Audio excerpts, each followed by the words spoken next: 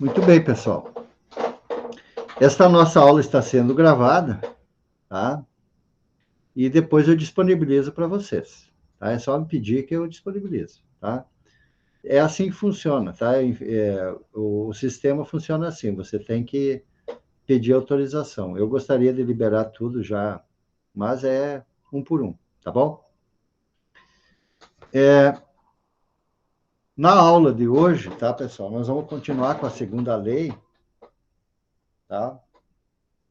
Vou falar sobre entropia. Vou fazer algumas deduções com o ciclo de Carnot, ciclo ideal, né? Fazendo uma avaliação dos enunciados de Clausius e o enunciado de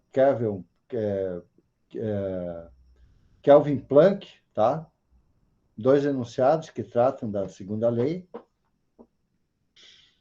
Faço uma dedução, mais três exercícios que eu apresento para vocês, três problemas, tá?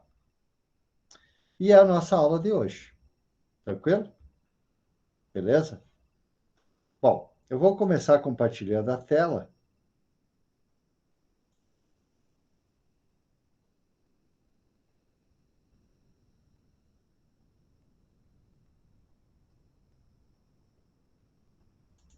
Então, a nossa aula de hoje de termodinâmica, de 26 de outubro de 2021.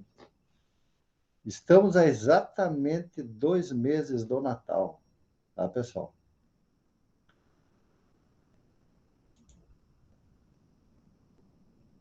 Muito bem. Na continuação aqui da segunda lei, eu vou fazer né? Na primeira parte da aula passada, eu falei sobre máquina térmica, falei sobre rendimento, eficiência, né? Num ciclo de refrigeração, de uma bomba de calor. Fizemos alguns exercícios. Hoje eu vou falar da entropia, tá? Falar da entropia e vou apresentar os dois enunciados de Clausius e o enunciado de Kelvin Planck, tá? Muito bem. Então,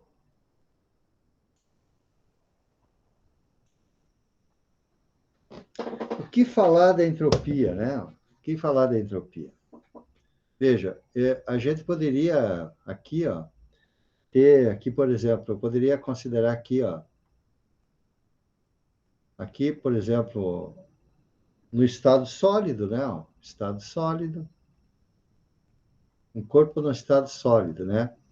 As moléculas estão muito próximas uma da outra,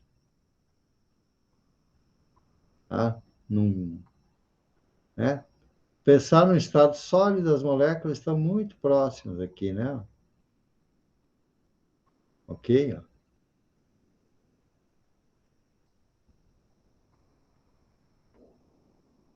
Mas se você pensar no líquido aqui, né?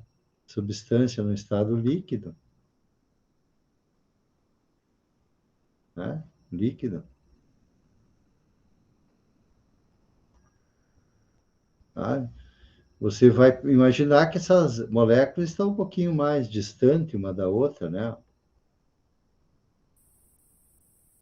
Ok?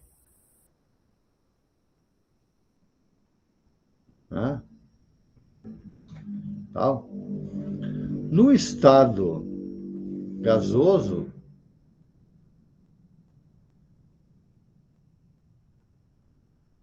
no estado gasoso, né? O que vai acontecer com as moléculas? Elas vão estar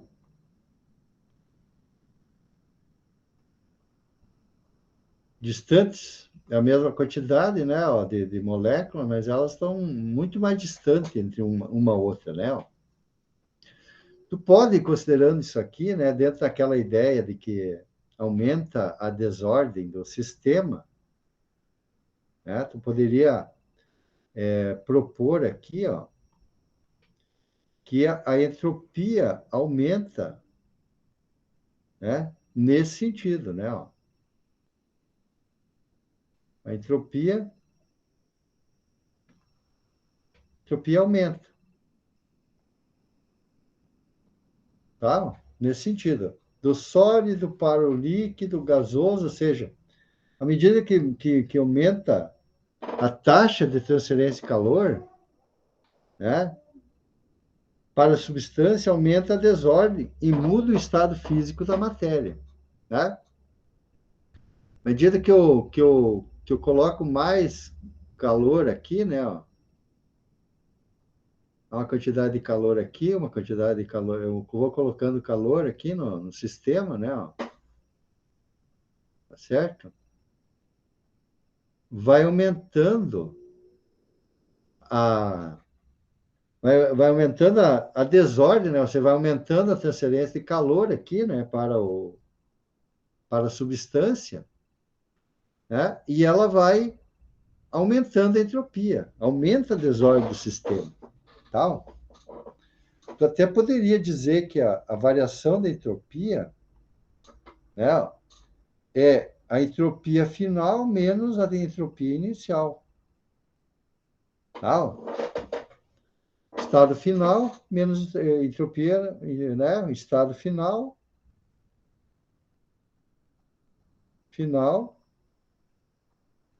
e estado inicial.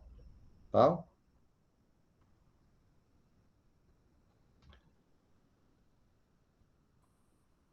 Ok? Tu poderia propor considerar esse tipo de situação. Né? Até poderia dizer o seguinte aqui, ó, que a variação da entropia seria maior que zero se a, a entropia no estado final for maior que a entropia no estado inicial, né? Considerando que aqui é o estado inicial e aqui o estado final, né? Ok? Poderia dizer que a entropia é menor que zero, e aí é uma questão, entropia é menor que zero, isso é difícil, tá? Mas, ok? Mas vamos supor que exista, tá? Entropia final menor que inicial. Não é só para querer dizer que depende do estado inicial e do estado final da substância, né? Do, tá certo? Varia no ciclo, e o que importa é o estado final, e não e inicial, e não o, o, o caminho, tal, ok? Bom, vamos continuar. Bom, o que diz o enunciado de Clausius? Tá? Vamos comparar essas questões, tá, pessoal?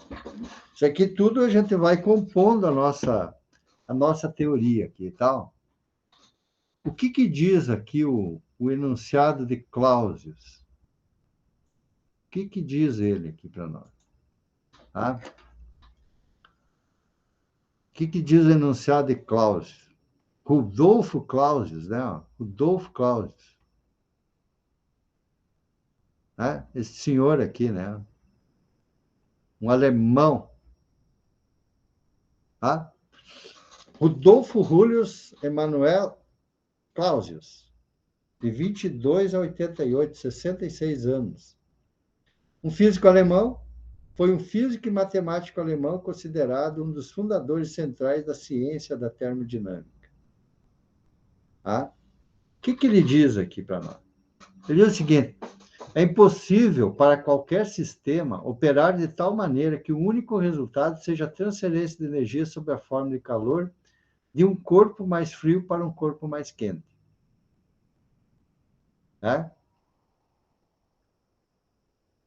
Né? Então, o que acontece aqui? Ó? Essa situação aqui nunca vai acontecer. Tá? Ou sem que haja, naturalmente, um trabalho. Né? Ou seja, a tendência é sempre que haja uma transferência de calor de um corpo mais quente para um corpo mais frio. Tá? E essa que é o que a gente pensa, né? Então, ele diz assim, é impossível para qualquer sistema operar de tal maneira que o único resultado seja a transferência de energia sob a forma de calor de um corpo mais frio para um corpo mais quente. Ou seja, não é possível. Né? Mas nós vamos dizer o seguinte, a não ser que exista um trabalho para que aconteça essa transferência de calor de uma fonte fria para uma fonte quente. Tal. Mas vamos ver que isso é possível. Mas ele diz que é impossível, né? Do ponto de vista natural, na verdade, né? É impossível para qualquer sistema operado de tal maneira que o único resultado seja a transferência de energia sobre a forma de calor de um corpo mais frio para um corpo mais quente. Tá?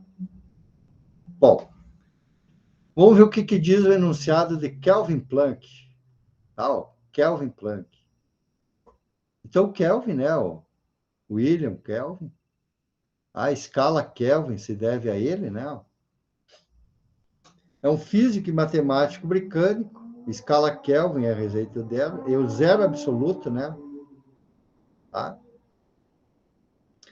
E o Planck,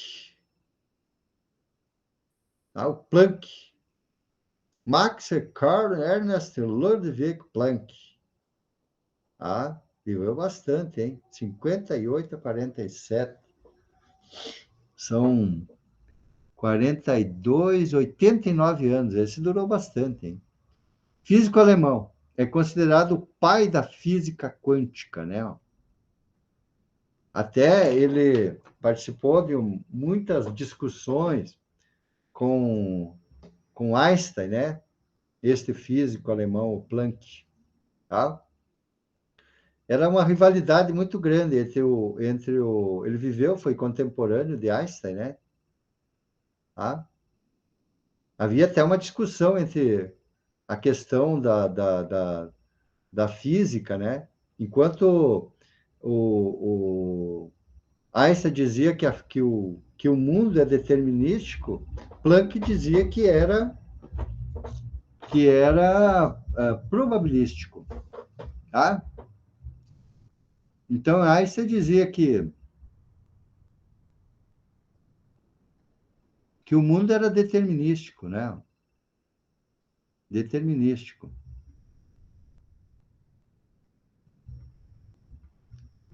E Planck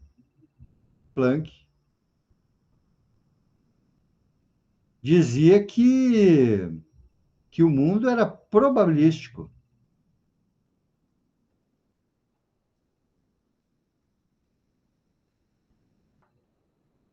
Probabilístico, tá? Probabilístico.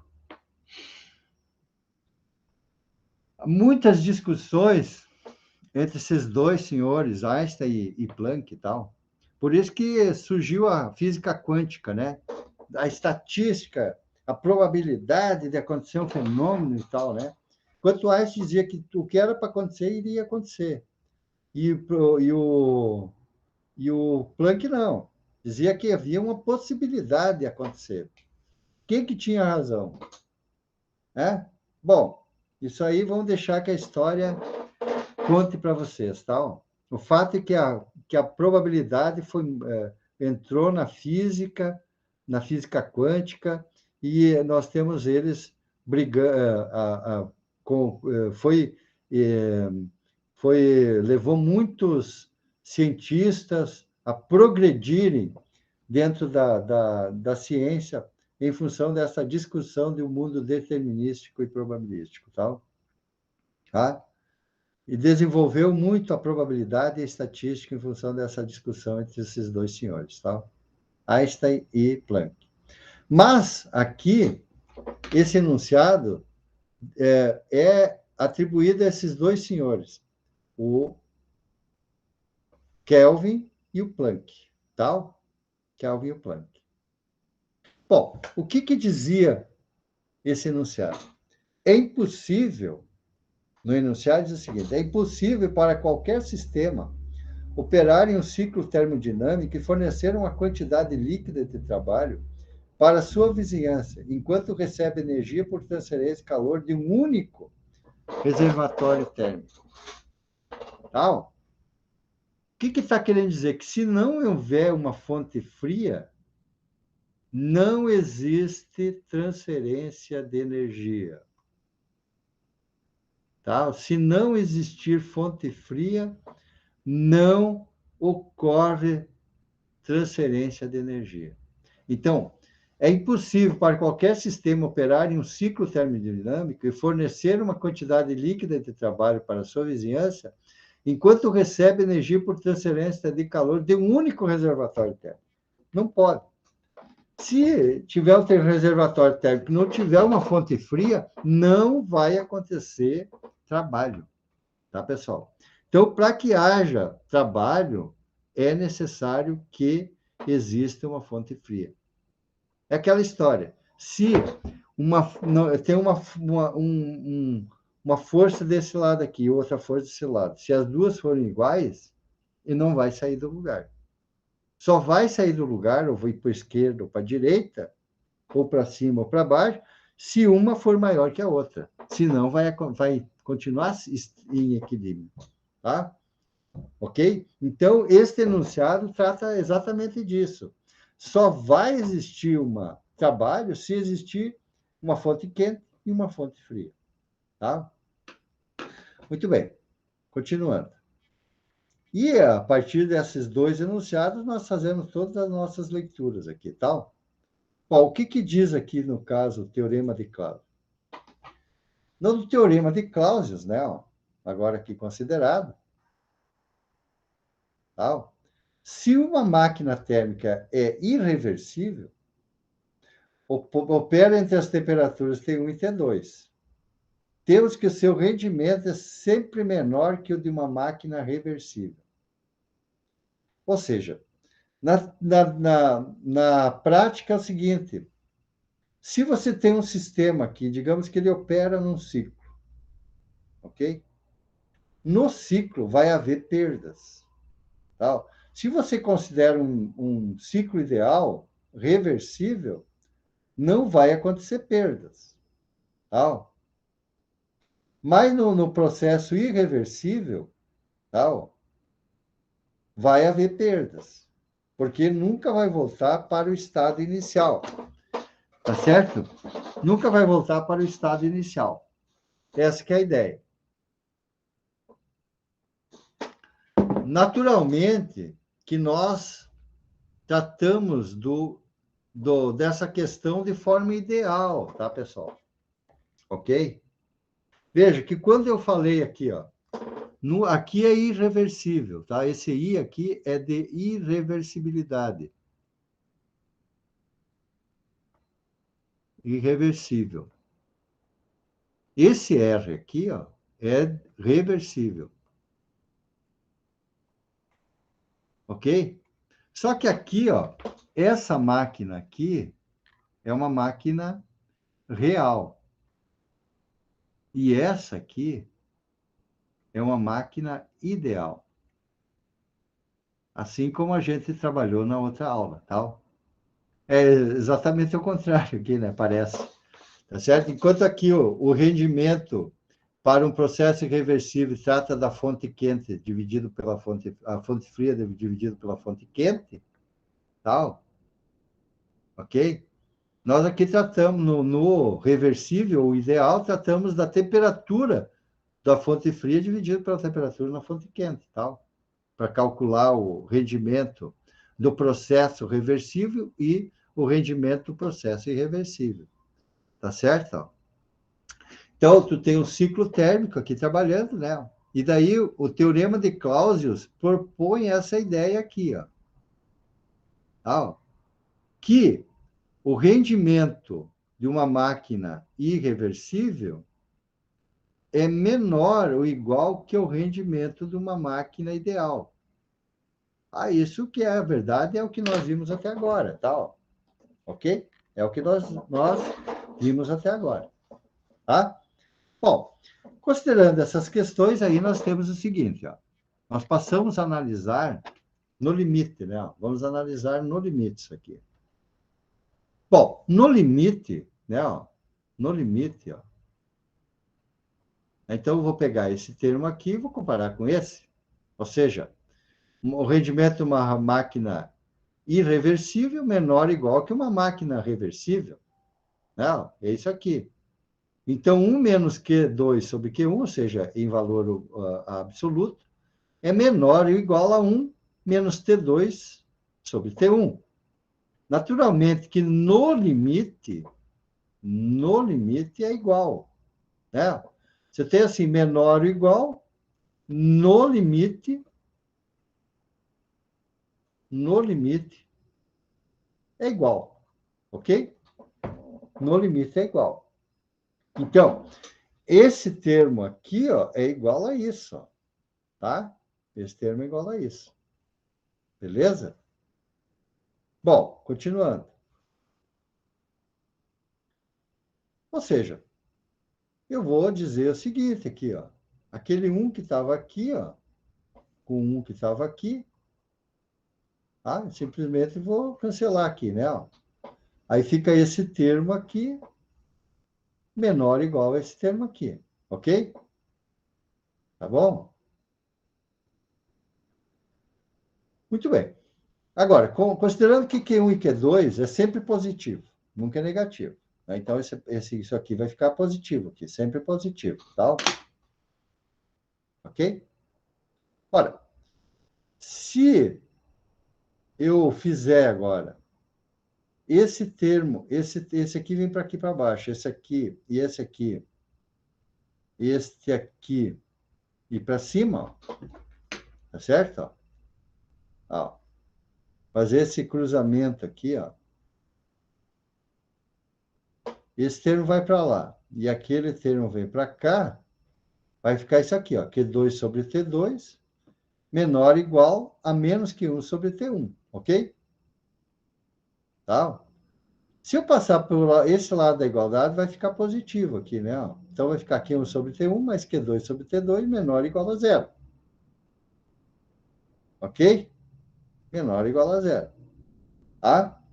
Bom, o que nós vamos fazer agora com isso aí? Bom, vamos continuando aqui. Ó.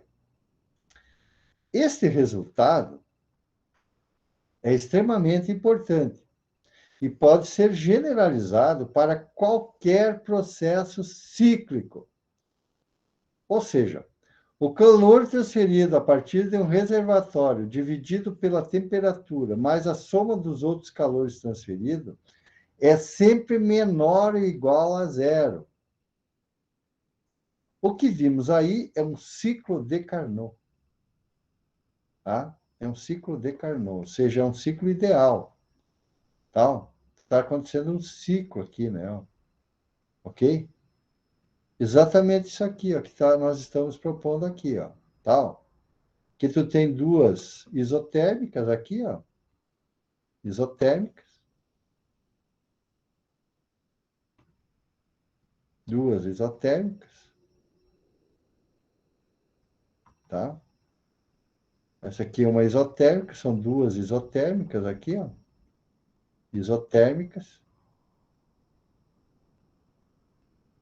Tá? E duas transformações adiabáticas, tá?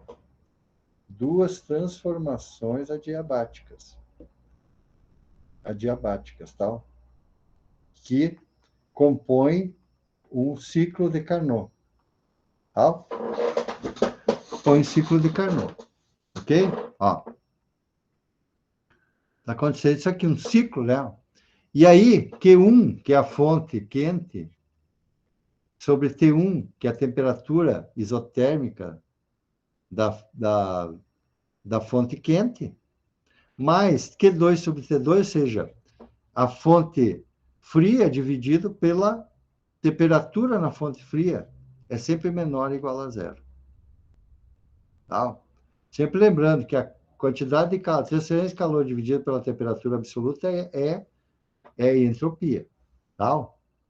Bom, e aí o que acontece aqui? Vamos ver aqui. Analisar de outra maneira aqui agora. Vamos analisar de outra maneira. Podemos calcular o trabalho no ciclo de Carnot pela expressão. Né? O trabalho no ciclo é a integral cíclica da diferencial do trabalho, que vai o trabalho de 1 a 2, né? Ó, daqui até aqui, tá? Depois de 2 a 3, daqui até aqui. De 3 a 4, daqui até aqui. E vai voltar de 4 para 1, ou seja, vai fazer o ciclo, né? Ó, vai fazer o ciclo. Então, tu tem o trabalho de 1 a 2, trabalho de 2 a 3, trabalho de 3 a 4 e trabalho de 4 a 1. Ou seja, é cíclico, volta para o estado inicial, tá? Volta para o estado inicial.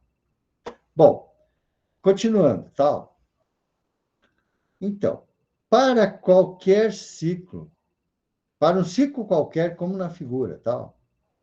Vamos supor aqui, ó. Tu tem esse ciclo aqui, esse aqui, ó. Poderia colocar aqui trabalho 1, trabalho 2, trabalho 3. Tá? Ó. Ou um trabalho todo, de I a F, entende? Um ciclo total. Tranquilo? Um ciclo total separado em vários ciclos, tal. Que é a proposta de uma integral, né? É esse somatório, né, das várias áreas, né? Ok? Somatório de várias áreas. Então, o trabalho no ciclo é a integral curvilínea da derivada do trabalho. Então, o trabalho do ciclo, ó, vamos supor aqui, ó, vamos fechar aqui um ciclo aqui, né? Ó, vamos fechar um ciclo aqui. Vamos pegar aqui, tu tem esse ponto, esse ponto aqui, ó. Então, aqui tu forma um ciclo, ó. Ok? Ó, forma um ciclo aqui, ó. Tá? Ó. Ok? Então, aqui, ó. Ele trabalha de 1 a 2, depois de 2 a 5, depois de 5 a 6, de 6 a 1 e volta. Tá? Ó. Depois, nesse aqui, ó. Aqui, vai ser de 2 a 3, de 3 a 4, de 4 a 5, de 5 a 2 e volta, e assim por diante. Até que você faz o trabalho de estado inicial ao final. Portanto, qualquer processo pode ser operado por N ciclos de Carnot. Essa que é a ideia. E tu vai fazer somatório, tá? Então, ó, podemos estabelecer, ó, por analogia, que Q1 sobre T1 mais Q2 sobre T2, mais quantos forem, né? Fonte fria, fonte quente, desses N ciclos, infinitésimos ciclos aqui, até QF sobre TF mais QI sobre TI menor ou igual a zero. Tá? Ok? É o princípio da integral, né? Na forma aqui de somatório de Riemann, tal, isso aqui se transforma nisso aqui, né? Por esse somatório aqui de Riemann, né? Que diz que o somatório de I de 1 a N da variação QI sobre TI menor ou igual a zero. Tal. Numa notação integral cíclica agora, né, que é como nós conhecemos a, que determina a entropia aqui, ó, tal, a entropia aqui, a variação da entropia, vai ser essa integral aqui, ó, cíclica, né, ó, da derivada de Q sobre T, que vai sempre ser menor ou igual a zero. Essa desigualdade que nós chamamos de desigualdade de Clausius. Como vimos, a desigualdade de Clausius vale para um ciclo qualquer. Tá? Então, para um ciclo qualquer, tu vai calcular a variação da entropia a partir dessa integral cíclica aqui. Tá? Ok? Bom, continuando.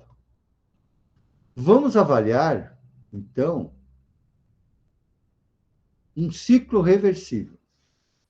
Tá? Ciclo reversível, ou seja, eu vou de I até F e depois volto de F até I. Eu faço esse caminho para I até F e depois volto para o caminho I. Tá certo? Então, a integral cíclica de Q de T vai ser de I até F e depois tu volta de F até I. Tá? O integral cíclico vai nesse caminho e depois volta por aqui. Tá? Tranquilo? Tá? Vai daqui, ó, vai por esse caminho aqui, vai até lá. Depois, volta por esse caminho aqui, ó. Tá? Isso aqui vai ser o trabalho, a variação da entropia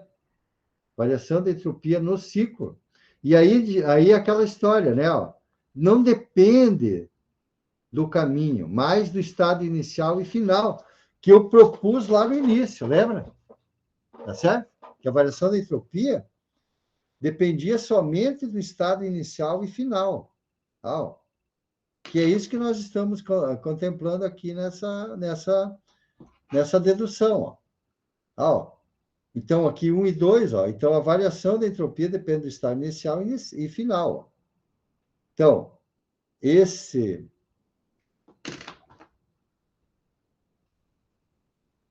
Então, né, nesse caso aqui, vamos avaliar para o ciclo reversível. Então, é isso que nós estamos colocando aqui, né? Exatamente isso, tá? Que só depende, tá? Só depende do estado inicial e estado final para um ciclo reversível, tá? Aquela história que eu coloquei lá no início do que vai passando o estado gasoso, sólido para o gasoso, vai aumentando a entropia. Mas isso não depende do caminho, só depende do estado inicial e final. Tá? Porque eu poderia ter passado do estado sólido para o gasoso sem ter passado pelo estado líquido. Ok? Então, independe do caminho. Tá certo? Tu vai ter entropia, vai depender só do estado inicial e do estado final. Tá? Essa que é a ideia. A integral independe do caminho, só depende do estado inicial e final. Assim, a entropia, definida como variável de estado, a entropia é definida por ΔS, integral do estado inicial até o final, dq dt, que é a entropia do estado final menos a entropia do estado inicial. Tá? Que era aquela proposta que a gente apresentou no início da nossa exposição. Bom, para um ciclo irreversível,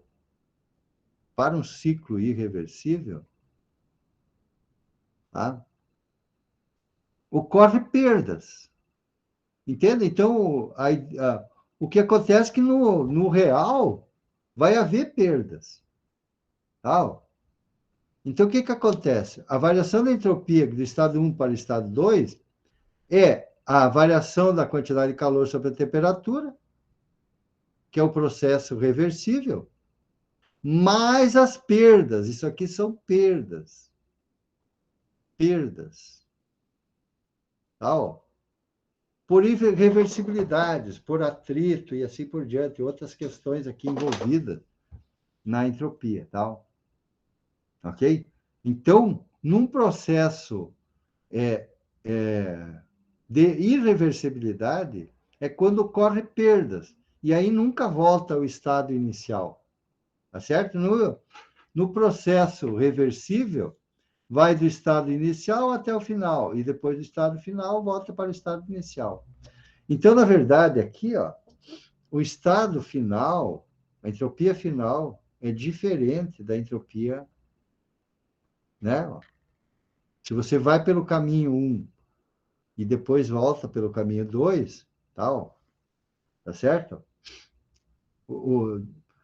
Esse caminho 1 aqui, ó, é diferente desse caminho aqui, tá? Porque vai haver perdas por irreversibilidades, ou seja, pode ser atrito, pode ser outras questões aqui envolvidas, tá? Ok? Bom, vamos então para um exercício agora, ok? Já vamos partir para exercício para vocês já irem pensando sobre essas questões que nós estamos colocando aqui para vocês. Então, exemplo 6.1. Moran Shapiro, página 227. Processo internamente reversível para a água.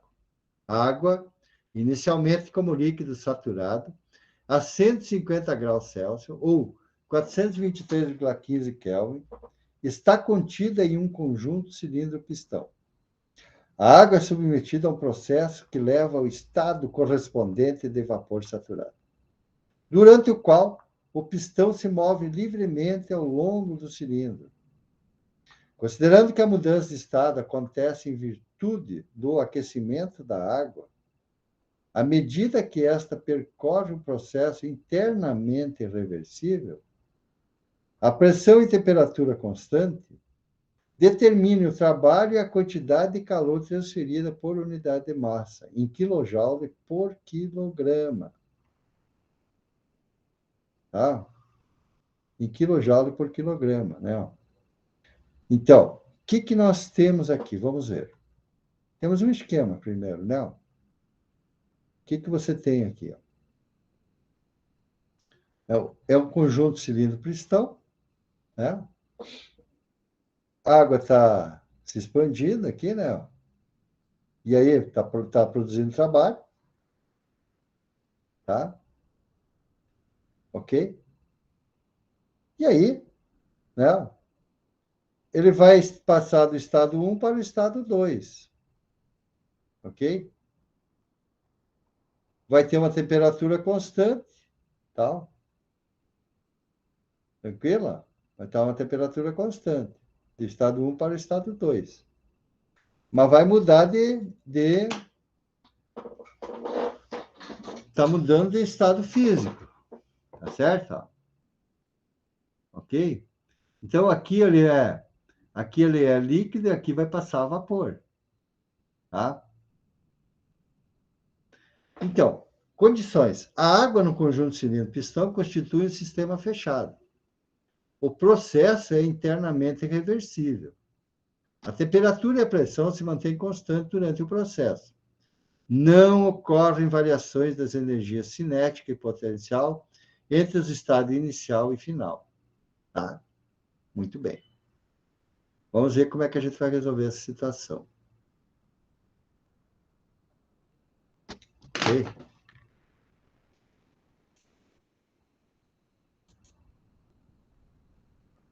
Bom, o que acontece aqui, ó, que com os dados obtidos na tabela A2,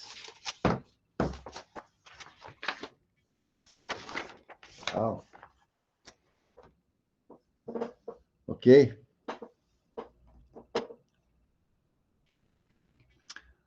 Com os dados obtidos da tabela 2, água saturada, líquido, vapor, a tabela de temperatura, entrando com a temperatura de 150 graus na tabela A2, você vai vir aqui, ó, e vai pegar e vai calcular o seguinte aqui, ó. Tá? Vai calcular o seguinte aqui, ó.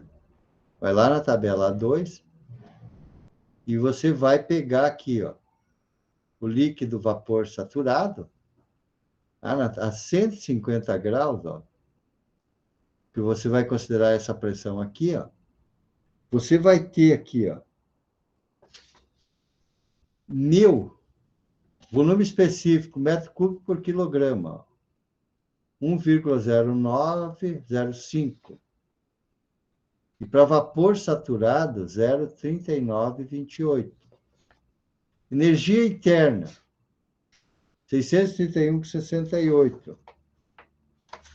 Ah, vapor saturado, energia interna para vapor, 2.559,5. Entalpia, no estado líquido saturado, 632,20. Para vapor saturado, 2.746,5.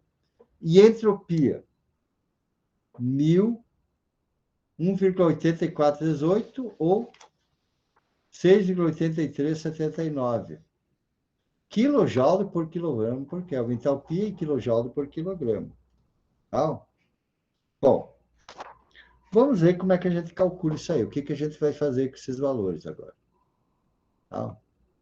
Bom, o que eu achei aqui? Ó? Achei os valores que o volume específico é 1,0905 vezes 10 a menos 3 metros cúbicos por quilograma. E V2, 0,3928 metros cúbicos por quilograma.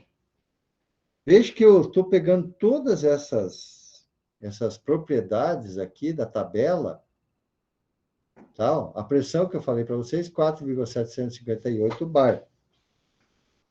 Tudo daquela tabela, só considerando a temperatura de 150 graus Celsius para líquido saturado. Tá? O trabalho é dado por trabalho do estado 1 para o estado 2 é PDV. Ora, o diferencial de volume é a massa vezes a diferencial de volume específico. Tá? Então, esse valor aqui ó, é massa vezes a diferencial de volume específico. Tá? Então, o trabalho de 1 a 2, né, substituindo isso aqui, ó, é a integral de 1 a 2 da pressão vezes a massa vezes a derivada, o diferencial do volume específico. Então, como a massa é constante, eu posso trazer fora da integral.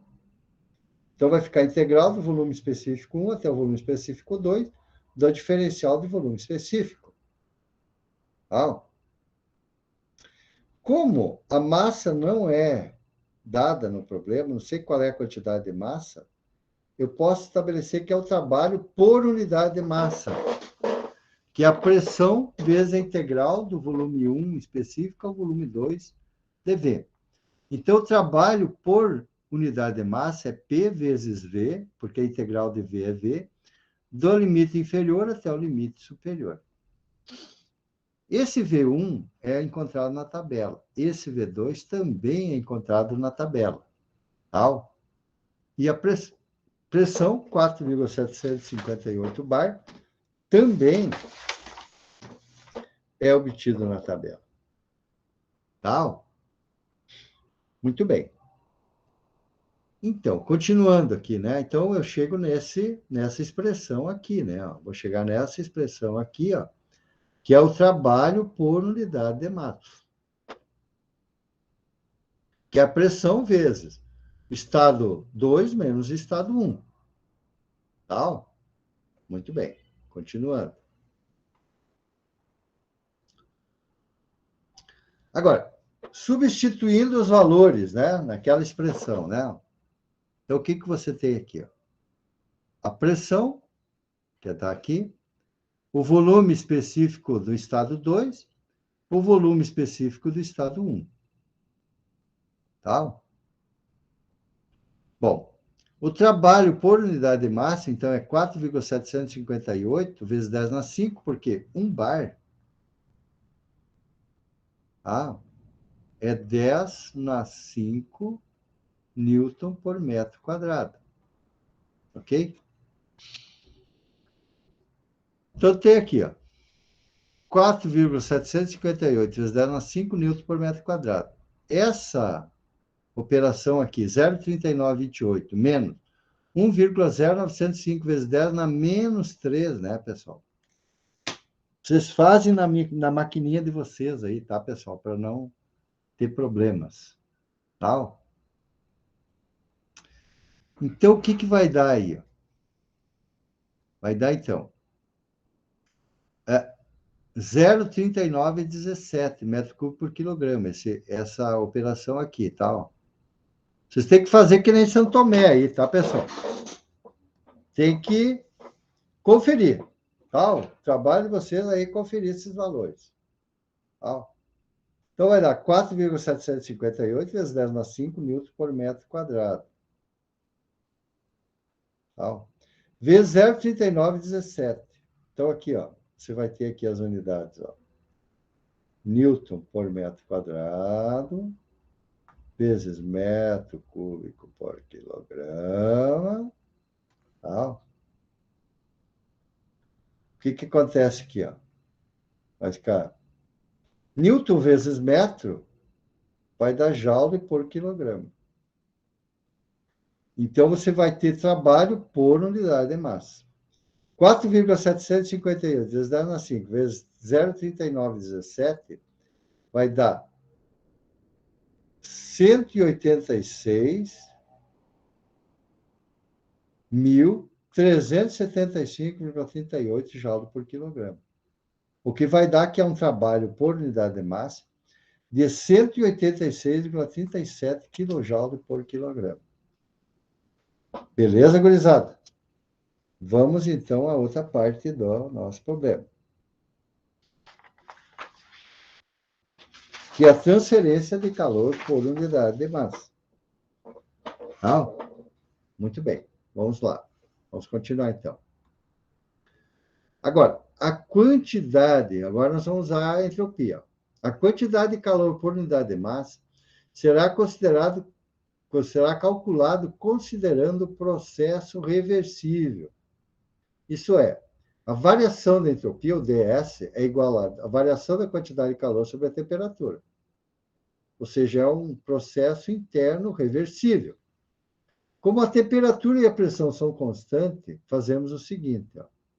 Eu passo aqui para lá multiplicando. Vai ficar isso aqui, ó.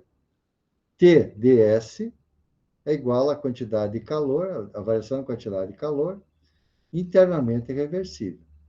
Então, você tem assim, ó, variação de Q igual a TdS, tá? Ó, se eu integrar aqui, integro aqui. Tá? Então, aqui vai ficar quantidade de calor, né?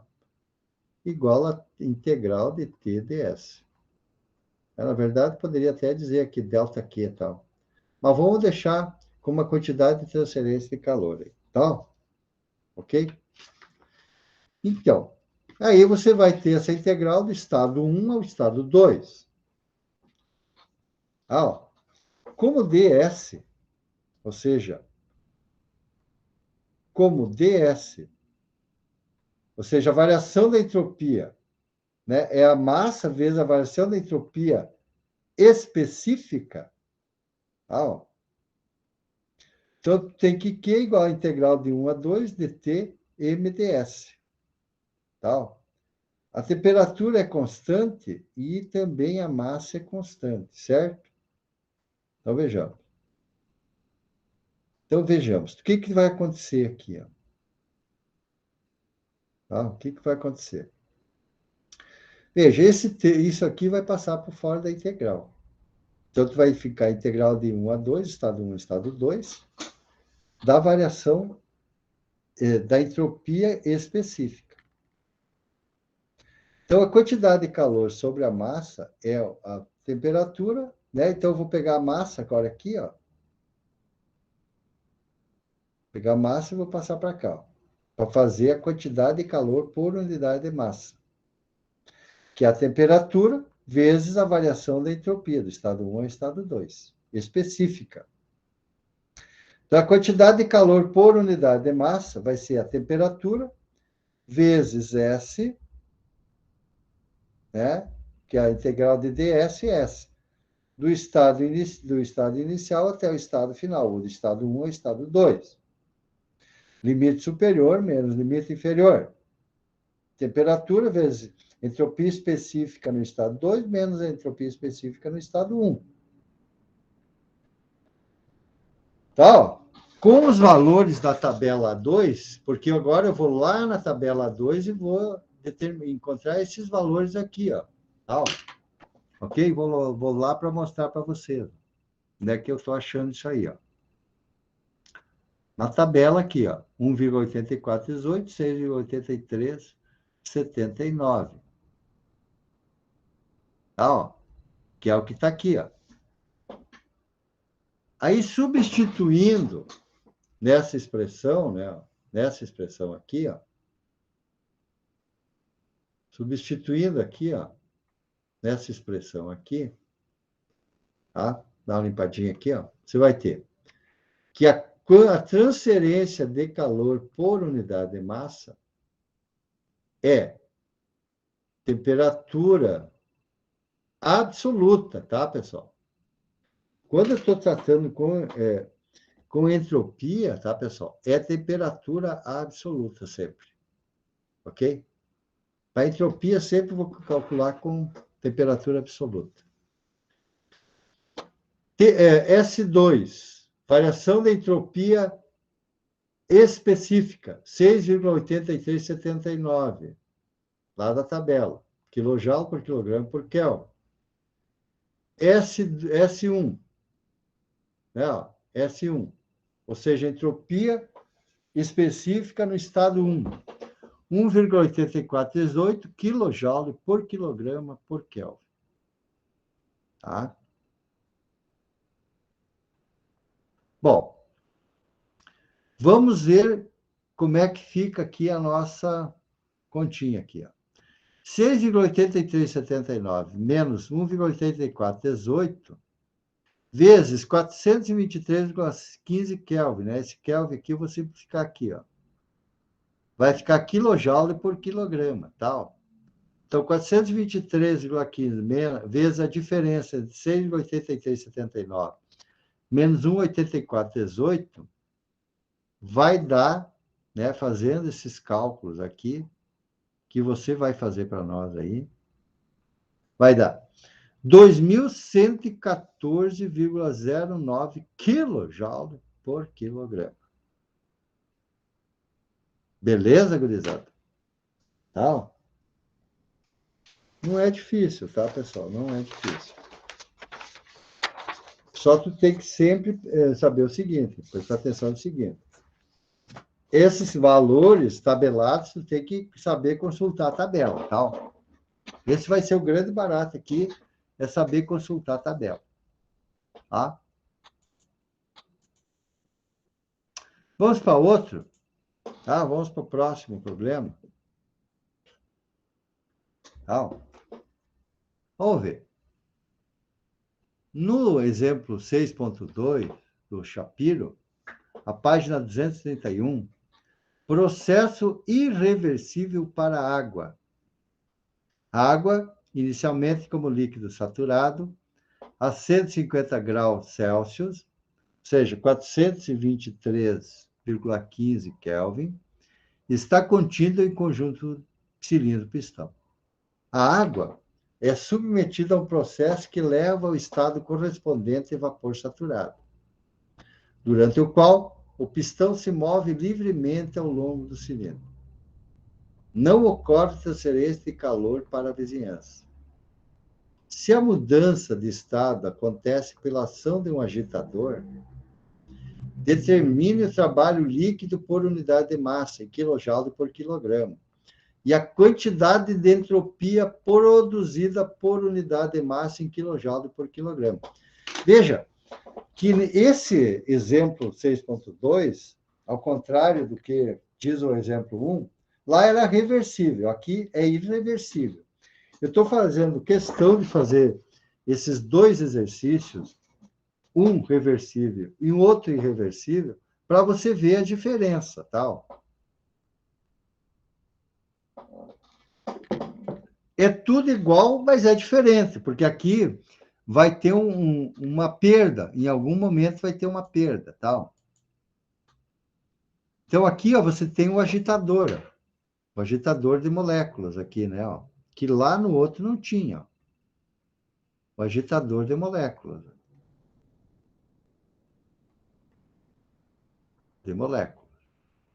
Ou seja, tu está introduzindo um trabalho no sistema, tá, pessoal? E se tu está introduzindo um trabalho no sistema, tu tem perdas aqui, tal. Ok? Ah, introduzindo um agitador de moléculas aqui. Então, enquanto que no primeiro caso você não tinha esse agitador de moléculas, aqui tu tem esse agitador de moléculas. Quais são as condições? A água no conjunto cilindro-pistão constitui um sistema fechado. Não ocorre troca de calor com a vizinhança. O sistema se encontra em estado de equilíbrio, no início e final, e não ocorrem variações das energias cinética e potencial entre os dois estados. Ou seja, não há a possibilidade de movimento, né, de mudança de altura, tal, e nem aumento da velocidade do fluido, tá certo? Do estado 1 para o estado 2. Tá? Então, não existe variação da energia cinética e nem da energia potencial. Tá? Então, vamos ver o que nós temos aqui, então. Então, vamos usar primeiramente a primeira lei. Tá? Para o trabalho, partimos da primeira lei da termodinâmica. Então, que a variação da energia cinética, mais a variação da energia potencial, mais a variação da energia interna é a quantidade de calor menos o trabalho. Como não existe transferência de calor para a vizinhança, não existe transferência de calor para a vizinhança. De calor para a vizinhança.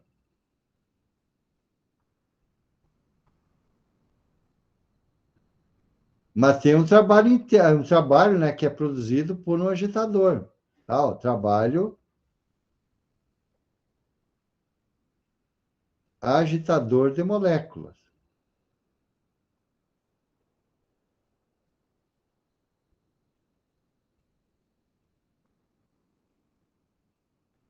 Tá? Agora, energia cinética. Energia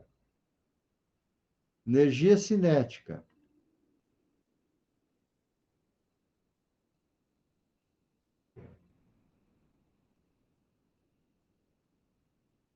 Energia cinética.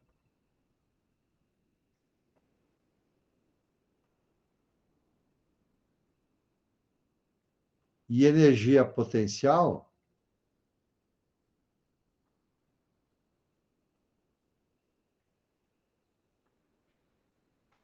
Posso desprezar, ou seja, aqui dá zero e aqui dá zero. Mas a energia interna está acontecendo que está alterando a temperatura interna. Até está vendo uma variação, a agitação das moléculas e está produzindo uma energia interna. Tá? Está produzindo uma energia interna. Então, a energia interna é igual ao trabalho produzido, né?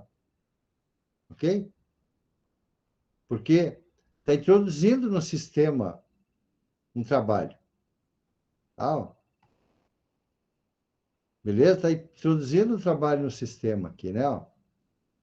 Agora, como a variação da energia interna é igual a massa vezes a variação da energia interna específica, então tu pode dizer que o trabalho negativo, ou menos o trabalho, é a massa vezes a variação da energia interna. Ora, a variação da energia interna específica é o estado 2 menos a energia específica no estado 1. Tá certo? Ok? Ó.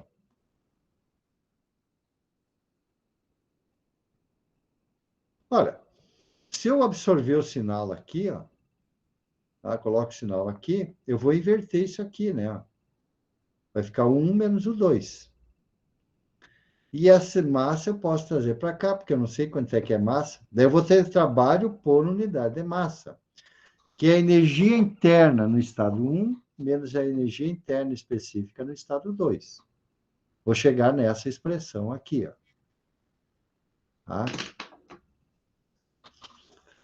Tranquilo?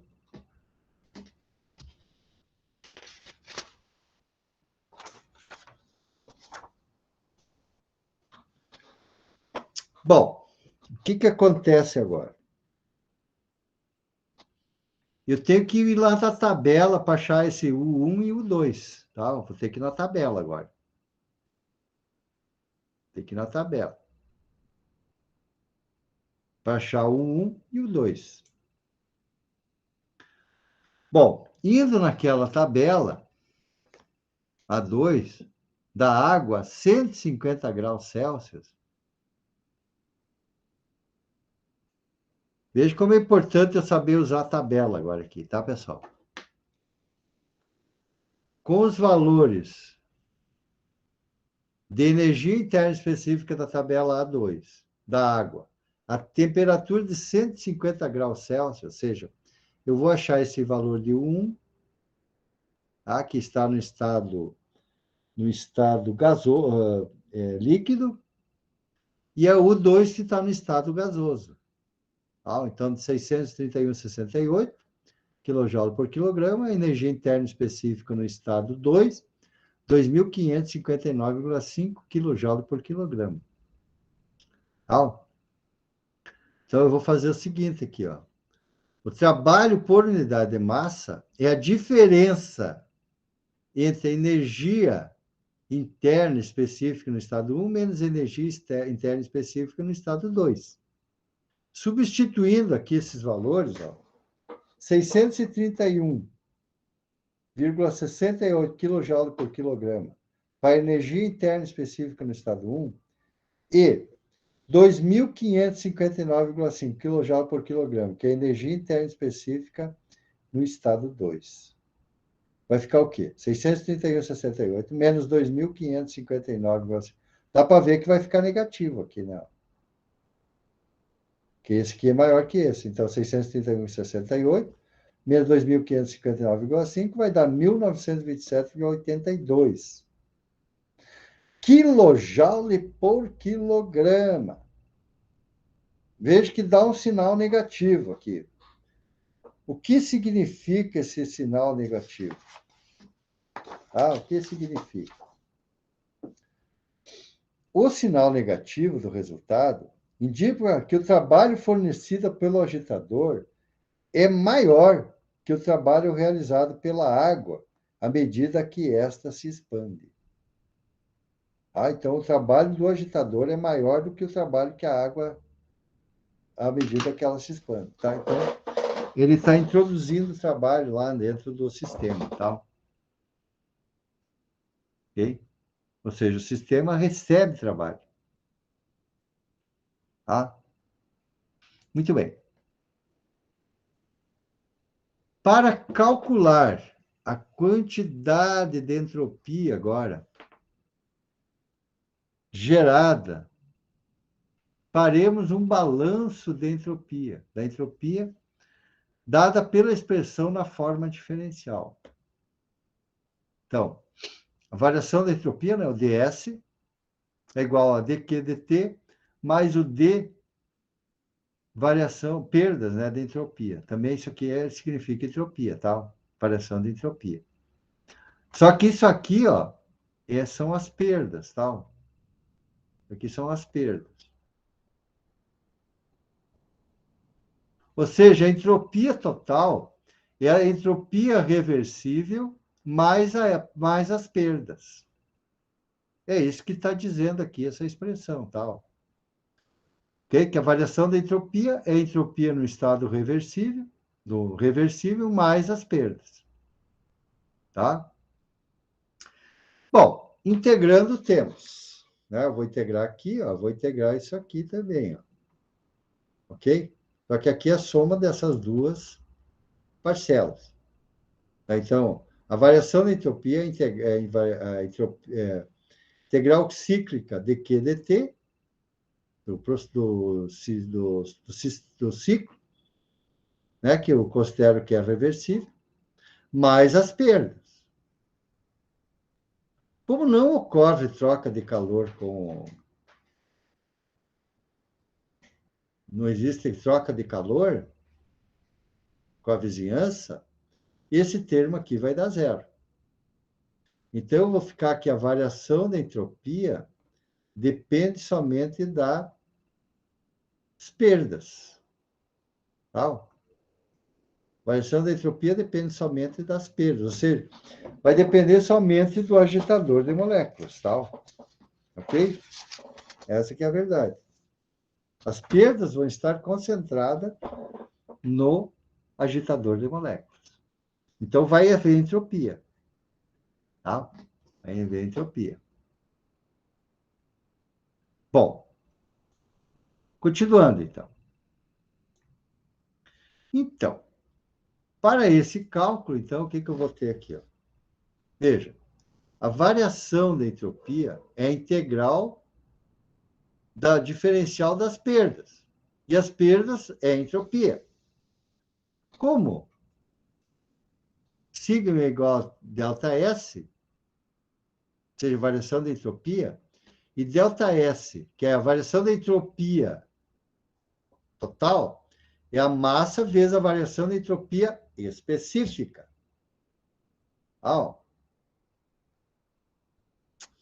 Então, se eu integrar isso aqui, vai ficar igual a isso aqui, né? Ok? Então, a variação da entropia é a massa, entropia total, né? A variação da entropia total é a massa vezes a entropia específica do estado 2 menos a variação da entropia no estado 1. Tá, ó. Ok? Ó. Ou seja, como isso aqui é igual a isso aqui, a variação da entropia é igual às perdas. E as perdas é a massa vezes a entropia específica do estado 2 menos a variação, menos a entropia específica no estado 1. Se eu pegar esse M aqui, como eu não sei a quantidade de massa, boto aqui, ó, eu vou ter as perdas por unidade de massa. Tá? As perdas por entropia por unidade de massa, que vai ser a entropia do estado 2 menos a entropia do estado 1. Ok? Bom, novamente eu vou à tabela, a 2, que eu mostrei lá no início, com os valores da entropia a 150 graus. Veja que a temperatura da água, nessa situação a 150 graus, vai me dar todos aqueles valores que eu precisei para calcular, para fazer os cálculos, tá, pessoal? Quando vocês estiverem trabalhando com ciclos termodinâmicos, vocês muitas vezes vão ter que usar essas tabelas para encontrar valores de volume específico, de entropia específica, de energia interna específica, de entalpia específica e assim por diante, tá? Para fazer os cálculos que vocês precisarão fazer. Ok? Bom, então, na tabela 2, a essa temperatura de 150 graus, você vai encontrar a entropia específica no estado 1 e a entropia específica no estado 2. Ou seja, 1,8418 kJ por quilograma por Kelvin e S2, 6,8379 kJ por quilograma por Kelvin. Substituindo na expressão S2, 6,8379 kJ por quilograma. E S1, 1,8418 kJ por quilograma por Kelvin. Essa diferença, 6,8379, menos 1,8418 kJ por quilograma por Kelvin, vai dar 4,9961 kJ por quilograma por Kelvin, que são as perdas por entropia por unidade de massa. Tá? Por unidade de massa. Ou seja, kJ por quilograma por Kelvin. Normalmente a entropia, a variação da entropia, é kJ por Kelvin. Tal. Essa é a unidade de entropia. A unidade de calor por unidade de temperatura. Tal.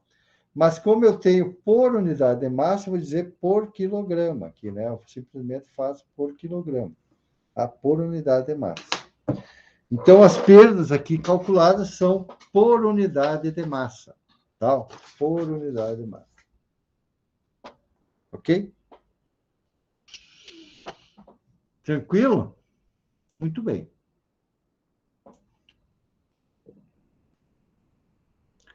Vamos ao nosso terceiro exercício de hoje, tá? Nosso terceiro exercício de hoje, ok?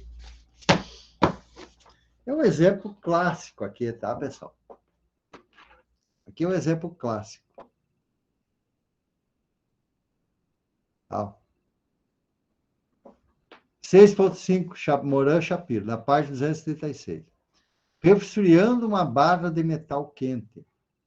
Uma barra de metal com 0,8 libras ou 0,36 kg, inicialmente a 1.900 graus Rankine, ou 782,4 graus Celsius, é retirada de um forno e resfriada por imersão em um tanque fechado que contém 20 libras, ou seja, 9,1 kg, de água, inicialmente a 530 graus Rankine, ou 21,3 graus Celsius. Cada substância pode ser admitida como incompressível. Um valor apropriado de calor específico constante para a água é calor específico da água, 1,0 BTU por libra por graus Rankine, ou 4,2 kJ por quilograma por Kelvin. Ou seja, está tendo um sistema inglês e sistema internacional. Tá? E um valor apropriado para o metal é calor específico do metal, 0,1 BTU por libra por grau Rankine, ou 0,42 kJ por quilograma por Kelvin.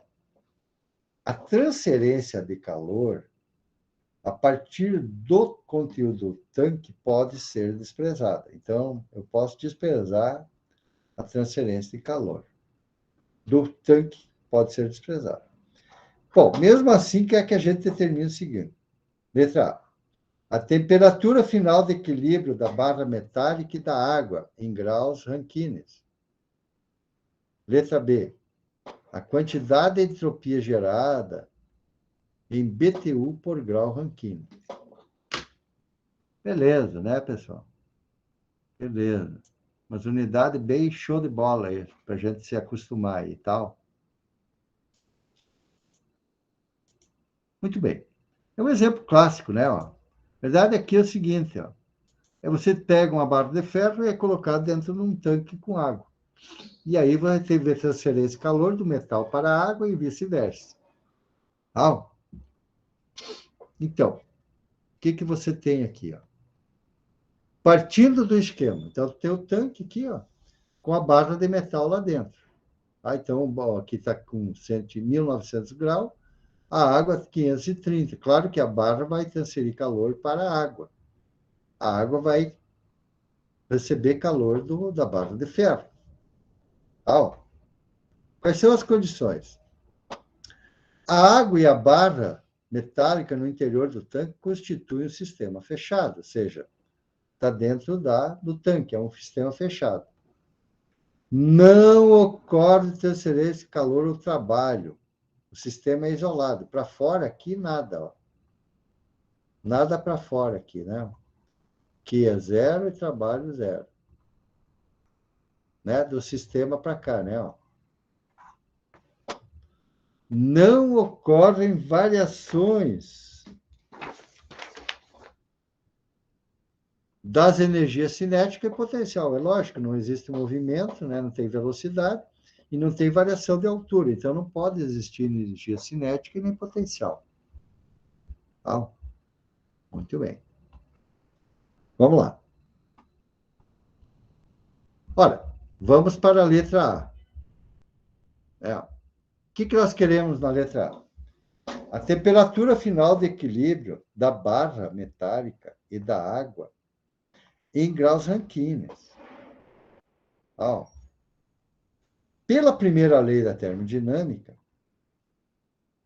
ó, a variação da energia externa mais a variação da energia potencial mais a variação da energia interna é igual à quantidade de calor menos o trabalho. Como o trabalho é zero e a transferência de calor é zero, a energia potencial é zero, não existe nem energia potencial, você tem que a variação da energia interna é igual a zero. Assim, o balanço de energia se torna que a variação da energia interna da água mais a variação da energia interna do metal é igual a zero. Ou seja, a água transfere calor para o metal, ou seja, a soma de um com o outro vai dar zero. Uma recebe, outra cede, né?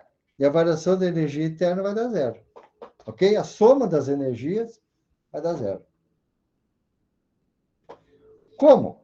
A variação da energia interna da água é a massa da água, vezes o calor específico da água, vezes a temperatura final da água, menos a temperatura inicial da água. Tá?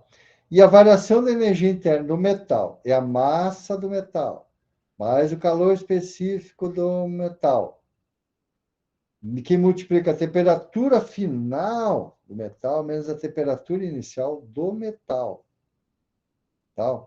Só que a temperatura final de um é igual à temperatura final do outro. Tá certo? Ok? Eles vão entrar em equilíbrio aqui, né? Tá certo? Então vai ter uma temperatura final, é a temperatura de equilíbrio, tal. Temperatura final é a temperatura de equilíbrio, né?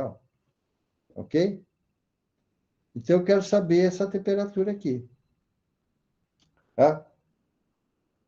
Naturalmente que aqui, né, pessoal, uma coisa vai ser igual à outra, né?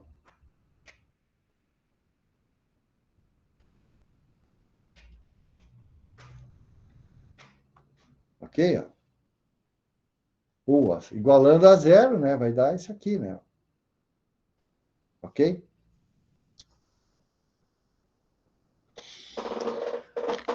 Bom, aí nós temos um trabalho algébrico aqui, né? Tá certo? Você multiplica isso aqui por aquilo ali, este aqui por aquilo ali, esse por aquilo ali. Vai dar esse termo aqui, vai dar esse termo aqui, vai dar esse termo aqui, vai dar esse termo aqui. Tá? Bom, vamos dar uma limpadinha aqui, ó. Se você unir esse aqui mais esse aqui, ó, vai ser a massa da água, esse calor específico da água, mais a massa do metal, mais vezes o calor específico do metal, vezes a temperatura final, igual a esses dois termos aqui que vai sobrar ali, né? Ó. A massa da água, o calor específico da água, a temperatura inicial da água, menos a massa do metal, o calor específico do metal, mais a temperatura inicial do metal, isso tudo igual a zero. Ah, bom, passe esses dois termos por outro lado da igualdade, que vai ficar isso aqui, ó. Massa da água, calor específico da água, mais a massa do metal, calor específico do metal, vezes a temperatura final. E aqui do outro lado da igualdade, massa da água, calor específico da água, temperatura inicial da água. Mais a massa do metal, calor específico do metal, mais a temperatura inicial do metal. Passando isso aqui, dividindo, você vai obter a temperatura final. Tá? Então, a temperatura final vai ser a massa da água, calor específico da água, a temperatura inicial da água, mais a massa do metal, calor específico do metal, vai a temperatura inicial do metal, dividido pela massa da água, calor específico da água, mais a massa do metal, calor específico do metal. Uma equação simplesinha. E aí basta, naturalmente, substituir, tá? Substituir nesta fórmula aqui, nessa expressão, tá? Os valores. Tá? Vamos ver como é que fica, então. Então, substituindo, fica, né? Ó, massa da água, calor específico da água, tá? Ok? Temperatura inicial da água.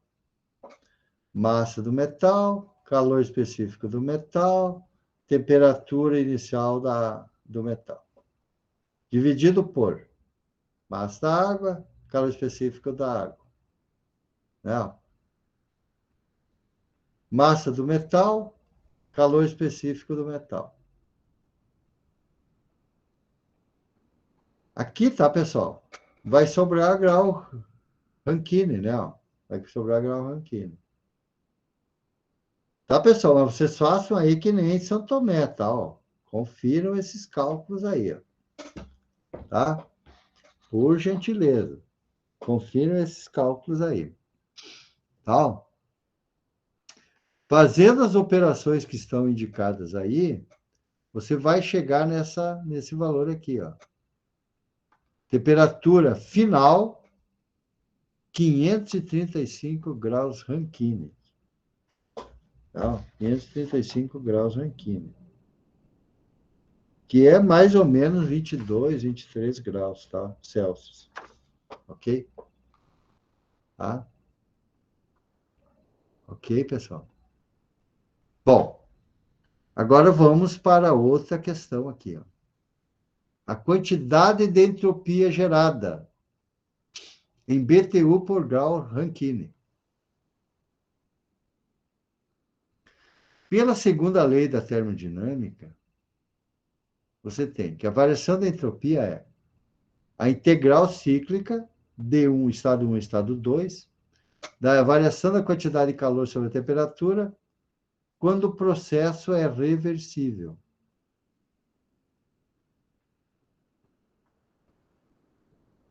mais as perdas. Mais as perdas, tá? Que é a variação da entropia. Tá certo? O estado inicial para o final. Vai haver uma variação de entropia aí, né? Tal, porque a água vai ceder calor e o metal vai receber calor, ou vice-versa, tal. Como o sistema é isolado, não existe troca de calor. Não tem troca de calor. Então, é zero. Esse termo todo aqui vai dar zero. Porque a variação do calor é zero, né? Não existe troca de calor. Porque o sistema é isolado. Então, toda essa integral aqui vai ser zero. Não vai existir, simplesmente. O que fica é que a variação da entropia são só as perdas. Tá? E as perdas por, né? As perdas no sistema, tal. O sistema, que é a variação da entropia, são as perdas. Tal. Ora, a variação da entropia da água mais a variação da entropia do metal. Ou seja, vai ser igual às perdas. Tá? E é um processo irreversível, tal. Tu não consegue voltar o metal, a água e tal, a temperatura da água e do metal. É irreversível esse processo. Elas são perda por irreversibilidade. Ok? Bom, veja. Então, para a água, temos que a variação da quantidade da entropia, a variação da quantidade de calor sobre a temperatura. Então, a variação, isso aqui é interno, tá, pessoal? Quando eu digo que não tem entropia, é com o sistema externo. Mas a perda vão existir, perda de entropias vão existir, tal. Que é exatamente o que está pedindo o problema aqui, ó. Qual é que é a quantidade de entropia gerada? Ou seja, gerada dentro do sistema, tal.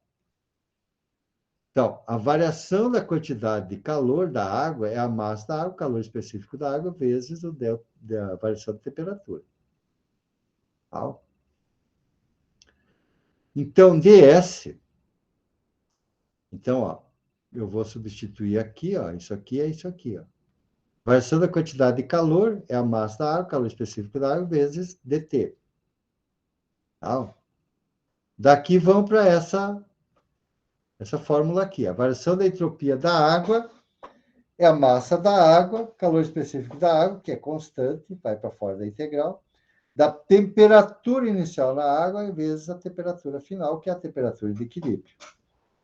dt sobre t.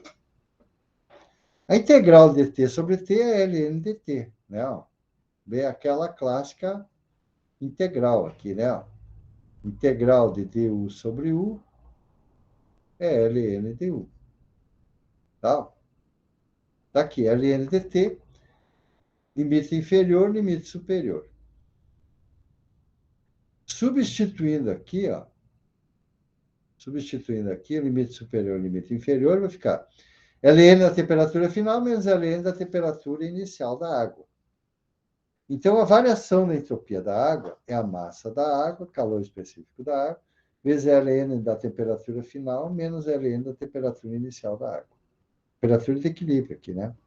Veja que é importante que eu calculei já a temperatura de equilíbrio da água no exercício anterior, na letra A, né? Ok? Bom, então a variação da entropia da água é a massa da água, calor específico da água, ln da temperatura de equilíbrio, dividido pela temperatura inicial da água. Tá? Muito bem. Substituindo. Ainda aqui tem a do metal. Vamos fazer do metal antes, né? Enganou aqui, tá? Mas vamos fazer aqui para o metal agora. Para a variação da entropia do metal. Mesmo esquema. Internamente, né? Um recebe e outro cede calor. Tá? Recebe calor, outro cede. Internamente, o metal e a água. Tá? Então, a variação o diferencial da entropia é igual ao diferencial da quantidade de calor sobre a temperatura. A variação a quantidade de calor, né? Então, isolando isso aqui, né? Ó, pra cá, ó, vai ficar. Que vai ser a massa do metal, calor específico do metal, dt. Substituindo aqui, ó, tá? Vai ficar que a variação da entropia é igual a massa do metal, calor específico no metal, dt sobre t. Ok? Né? Indo para essa outra parte aqui do nosso exercício. Tá? A variação da entropia do metal vai ser a massa específica do metal, calor específico, como é constante aqui, né? Tu vai tirar fora da integral. Integral da temperatura do metal inicial do metal vezes a temperatura até a temperatura final, que é a temperatura de equilíbrio, dt sobre t. De novo, é a integral de U sobre U, que é igual a ln de U, né? Aquela clássica integral de U sobre U. Tá, pessoal? Então, a variação da entropia do metal é a massa do metal, o calor específico do metal, ln da temperatura. No limite superior, menos limite inferior. Então, a variação da entropia do metal vai ser a massa do metal, calor específico do metal, vezes ln-tf menos ln-tmi. Aqui é a propriedade dos logaritmos, né? Ó, propriedade dos logaritmos, que eu estou usando aqui, tá? Propriedades dos logaritmos.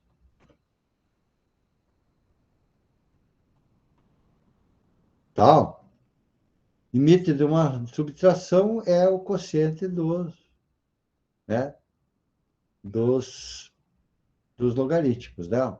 TF sobre, dos logaritmandos. TF menos temperatura do metal inicial. Então, ln de isso aqui, né? Bom, vamos juntar tudo isso aí agora. Tá? Vamos juntar essas expressões. Ó. Então, finalmente, né, juntando, né, ó, aqui a variação da entropia da água e a variação da entropia do metal, né, ó, que aqui a variação da entropia da água, a massa da água, o calor específico da água, ln TF sobre TAI, né, a temperatura de equilíbrio, né, sobre a temperatura inicial da água, mais a massa do metal, mais calor específico do metal, vezes ln da temperatura de equilíbrio sobre a temperatura inicial do metal. Ok? Bom, aí vamos substituir isso aí, né? Substituindo a massa da água, 20 libras, calor específico da água, é 1 BTU por libra por Gauss Rankine, temperatura final, a temperatura de equilíbrio, temperatura inicial da água, né? A massa do metal, 0,8 libras, calor específico do metal, 0,1 BTU por libra por Gauss Rankine, temperatura, logaritmo neperiano da temperatura de equilíbrio do metal, ou a temperatura de equilíbrio do processo, 535 graus Rankine, temperatura inicial do metal, né? Ok? Ou seja, o metal está cedendo calor para a água, né? Até que chegue numa temperatura de equilíbrio. Tá? E o que nós estamos calculando aqui são as perdas. Tá? Aqui são as perdas. Tá? Fazendo esses cálculos que estão indicados aqui, tá, pessoal? As perdas são 0,0864 BTU por grau Rankine. Tá? Ok? Chegamos nas perdas aqui do sistema, tá? 0,0864 BTU por grau Rankine.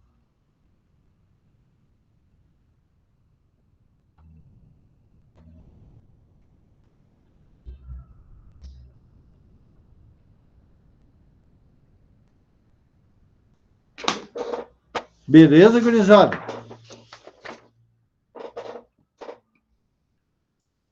Tranquilo? Alguma questão aí que vocês gostariam que eu explicasse de novo? Então, coloquem um presente aí para mim, tá, pessoal? Vocês estão presentes aí. Este vídeo está gravado e só me pedir que eu disponibilizo para vocês, tá? Ok? Vou colocar no Classroom e vocês podem solicitar que eu disponibilize para vocês. Tá? Também está em PDF, está no ambiente do aluno, as soluções aí que a gente apresentou para vocês. Tá vendo? Então, vocês podem conferir lá, conferir aqui no vídeo e tal, fazer esse meio de campo aí, tá? Beleza, gurizada? Desejo a todos felicidades, um grande abraço e até mais. Professor, Pois não, cara. por acaso tu chegou a corrigir as provas? Ainda não, durante a semana agora eu já corrijo, tá? Tá bom, professor, obrigada. Eu Tchau. estava esperando todos entregarem, tá? Para mim poder corrigir, tá? Professor, mais Pois não, uma. Aline? Semana que vem é feriado, é dia 2 de novembro, né? Uhum. E na outra semana, a engenharia de alimentos estará de semana acadêmica. Aí eu vou participar da semana acadêmica deles. É o seguinte, ó. Essa matéria aqui é da engenharia química ou da engenharia de alimentos? É compartilhada. Compartilhada. Bom, então eu acredito que se tem semana acadêmica, a gente vai ter que. Eu não posso dar matéria nova, né? Não, assim, professor, eu não sei quantos alunos são da engenharia de alimentos que estão fazendo a matéria. Uhum. Porque se for por mim, se o senhor quiser dar aula, depois eu assisto a gravação, não tem problema. Eu sempre reassisto as aulas do senhor. Tá bom. Por mim, não tem problema. Tá legal. Então tá, até a semana que vem a gente vê. Eu vou estar aqui e daí a gente vê. Ok. Na semana que vem é feriado, né? É na outra semana, É na outra. Semana que dia vem 9. semana que vem não vão se preocupar. Vão se preocupar com a outra semana, então. Naquela semana que é semana acadêmica, no dia 9. Tá bom. Daí até lá a gente vê, mas Ok. a gente vê se é necessário a gente dar aula, mas em todo caso, se der, a gente grava e você depois pode assistir tranquilamente. Tá Sim. bom? Ok, muito obrigada, professor. Tá bom, Boa Aline? noite. Tudo de bom para ti. Boa noite. Tudo de bom. Até mais, Gabriel. Tudo de bom. Um abraço. Boa noite, professor. Até mais, Eduardo. Tudo de Tchau, bom. tchau. Obrigado, igualmente. Você também.